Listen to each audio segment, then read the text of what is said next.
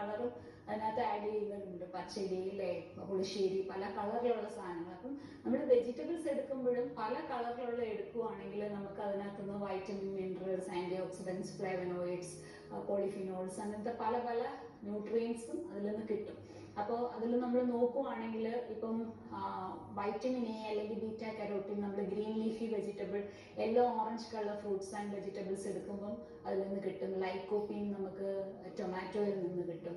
Vitamin D സൺലൈറ്റിൽ നിന്നാണ് കിട്ടുന്നത്. ഒരു 20 മിനിറ്റ്സ് സൺലൈറ്റ് നമ്മുടെ കയ്യില്, കാലിലൊക്കെ പണ്ടൊക്കെ ഈ പാടത്തൊക്കെ ജോലി ചെയ്യുമ്പോൾ കാലിലൊക്കെ കൂടുതൽ സൂര്യപ്രകാശം വീഴാനുള്ള ചാൻസ് ഉണ്ടല്ലോ. ഇപ്പൊ നമ്മൾ ഫുള്ളി കവേർഡായിട്ടൊക്കെ നടക്കുമ്പോൾ വൈറ്റമിൻ ഡിയുടെ ആഗിരണം കുറവായതുകൊണ്ട് ഒരുപാട് വൈറ്റമിൻ ഡി ഡെഫിഷ്യൻസി കാണാറുണ്ട്.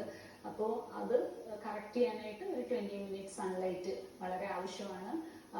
അതുപോലെ വൈറ്റമിൻ ഇ നമുക്ക് ബദാം, സ്പ്രൗട്ട്സ് അതിൽ നിന്നൊക്കെയാണ് കിട്ടുന്നത്.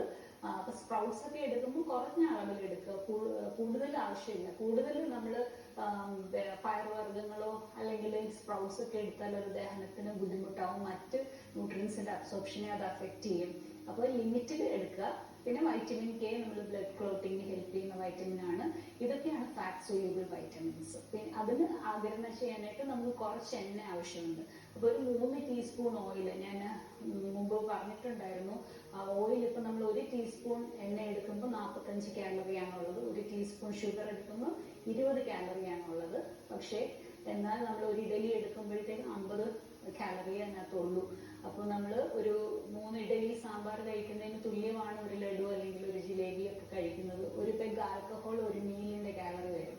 അപ്പോൾ ആൽക്കഹോൾ കഴിക്കുന്നവരും കാലറി എക്സസ് ആയിട്ട് അതിന് ഗുണമൊന്നുമില്ല, പക്ഷെ നമുക്ക് വെയിറ്റ് ഗെയിൻ ചെയ്യാനുള്ള ചാൻസ് അതിൽ നിന്നുണ്ടാവും.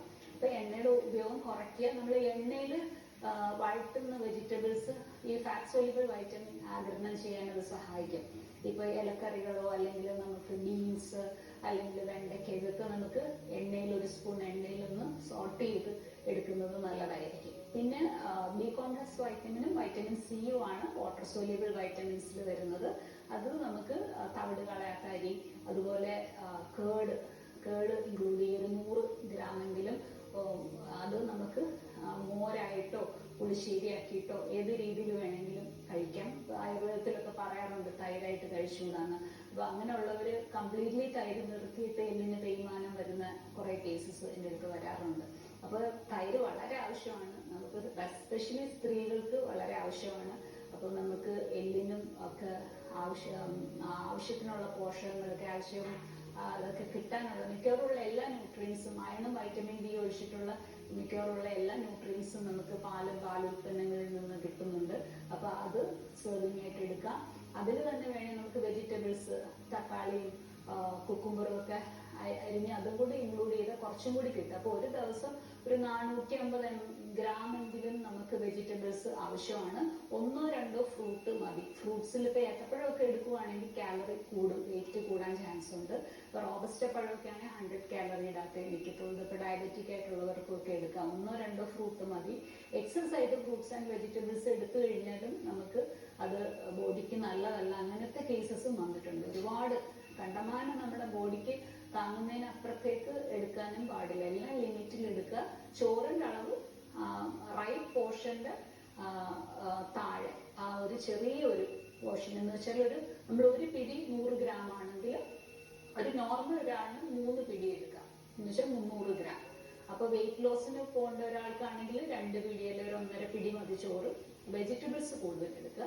പിന്നെ വെള്ളവും വളരെ ആവശ്യമാണ്. ഇതാണ് സമീകൃതമായിട്ടുള്ള ആഹാരം. ഇത് നമ്മുടെ കയ്യിൽ 20 രൂപ ഉണ്ടെങ്കിലും കഴിക്കാം, 2000 രൂപ ഉണ്ടെങ്കിലും കഴിക്കാം. പൈസ കൂടുതൽ വെച്ചിട്ട് നമ്മൾ പാക്കറ്റിൽ കിട്ടുന്ന സാധനങ്ങളും എന്തെങ്കിലും പൗഡേർഡ് ഫോമിലും ഒക്കെ കഴിച്ചതുകൊണ്ട് കാര്യമില്ല. ഇപ്പൊ കഞ്ഞി, പയർ, അവിയൽ അതുണ്ടാക്കാൻ നമുക്ക് അധികം പൈസ വേണ്ട അല്ലേ. അപ്പൊ അത് വെച്ചിട്ട് കഞ്ഞി, പയർ, കുറച്ച് ഉലുവ ഇട്ടിട്ട് അത് അങ്ങനെ ഒന്നിച്ചിട്ട് വേണമെങ്കിലും വേവിക്കാൻ, പെട്ടെന്ന് ഉണ്ടാക്കിയെടുക്കാൻ പറ്റുന്ന അല്ലേ, ക്വിക്കായിട്ട് ചെയ്യാൻ പറ്റുന്ന ഒരു സമീകൃത ആഹാരമുണ്ട്. അതിൻ്റെ കൂടെ നമുക്ക് അവിയൽ ആഡ് ചെയ്യാം, അല്ലെങ്കിൽ ചീരത്തോരനോ നമുക്ക് വീട്ടിൽ തന്നെ വെച്ച് പിടിപ്പിക്കാൻ പറ്റുന്ന ധാരാളം ചെടികൾ നമുക്ക് തന്നെ പച്ചക്കറികൾ ഉപയോഗിക്കാൻ പറ്റും. അല്ലെങ്കിൽ കായ്ത്തോരൻ ഇതൊക്കെ വെച്ച് കഴിക്കാൻ പറ്റും. കൂമ്പ് അങ്ങനെയുള്ളതൊക്കെ ഇൻക്ലൂഡ് ചെയ്യാൻ പറ്റും. നമ്മൾ ഈ